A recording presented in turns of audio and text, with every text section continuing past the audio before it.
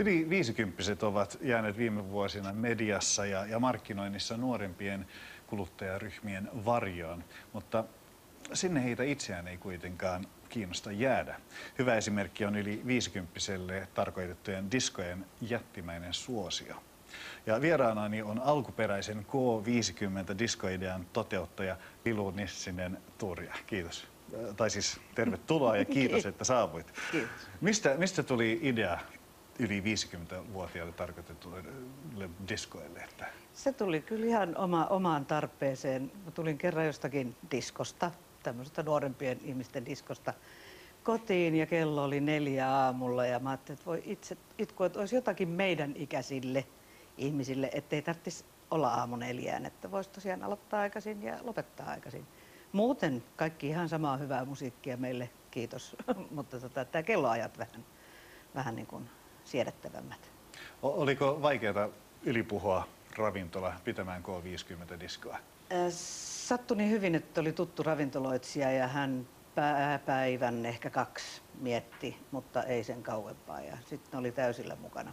Ravintoloitsija itse on samanikäinen kuin minä, 58-vuotias. Ja nopeasti on noussut suosioon nämä K50-diskot, että täyttä on ollut sun muuta.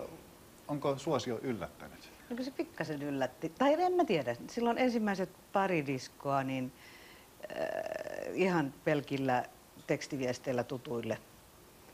Niin saatiin sentään jo yli 100 henkeä molempiin ensimmäisiin diskoihin, lähinnä naisia. Miehet syttyy aina vähän hitaammin näihin juttuihin.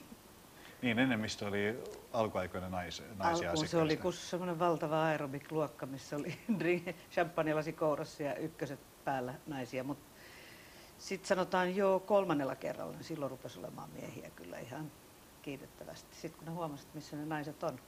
No, mitenkäs nyt, onko 50-50 tilanne? Melkein 50-50. Mä sanoisin, että ehkä 40% miehiä ja 60% naisia. Nyt kun rokkareillekin selvisi, että ei sieltä tarvitse osata mitään, että sen kun menee vaan ja heiluu. Aivan. Mistä diskoiltojen suuri suosio mielestäsi kertoo? Nythän on paljon jäljittelijöitäkin tullut eri kaupunkeihin. On tullut, joo. Niitä on tullut nyt sit samansorttisia juttuja ympäri maata ja ihan kiva, niin, tämähän on ihan hauska. Ja tanssi ylipäätään on kauhean kivaa. Mutta diskoja meidän ikäisille ei ole ollut jostain omituisesta syystä, koska mehän kuitenkin koko disko keksittiin aikana ja nyt te nuoriso olette yrittänyt käveltää sen jutun meiltä, niin me vallotetaan se takaisin. Niin. Millainen meininki siellä sitten sisällä oikein on? Siellä on ihan hirveän hauskaa. Siis meillä on oikeastaan, se K50-diskos on hauskaa, hauskan pitämisen vuoksi hauskaa. Meillä ei ole ikinä mitään järjestyshäiriöitä. Kaikki on hyvällä tuulella. Kerran tuli yksi naisihminen sanomaan mulle, että mikä omituinen paikka tämä on, että yleensä naiset kyräilee toisiansa, mutta täällä ne kaikki vaan halaa toisiansa, tässä on jotain outoa.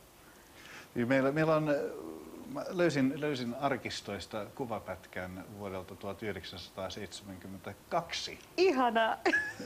Ja tässähän se näkyykin ja tuli mieleen, kun näitä arkistoja kaivelin, että hetkinen, että nämähän ovat juuri niitä ihmisiä, jotka ovat asiakaskuntaa. Kyllä. Nykyään K50 Kyllä, ilman muuta. Ja meno ei vissiin kauheasti ole muuttunut. Mulla meno on aika lailla samannäköistä. Tosi kuuluu musiikki, mutta siellä on toivottavasti yhtä hyvää musiikkia kuin meillä. Ja millaista musiikkia teillä on? No meillä on kaiken näköistä. Meillä on musiikkia 50, siis semmoisille, jotka on just täyttänyt 50 ja semmoisille, jotka on jo 65-70-vuotiaita.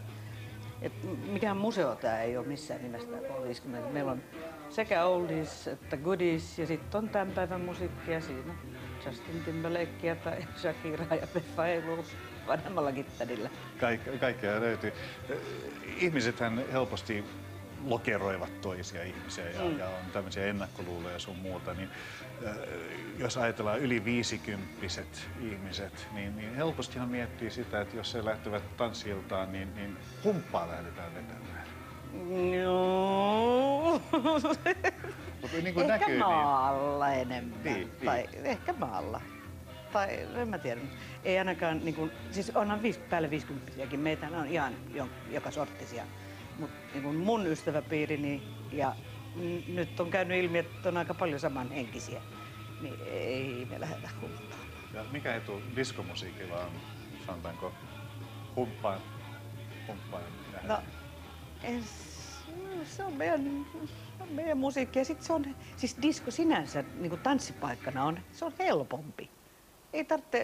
Naisen ei tarvitse odottaa, että joku tulee ja pokkaa ja miesten tämän kunnon yrmyjen rokkareiden ei tarvitse osata mitään tanssiaskeleita sen kun menee vaan ja heiluu. Ja se on helppoa, se on hauskaa. Ei tarvitse olla parkettien partaveitsi. Ei tarvitse olla parkettien partaveitsi. Niin, onko, kun tässä aikaisemmin mainitsin, että tuntuu siltä, että media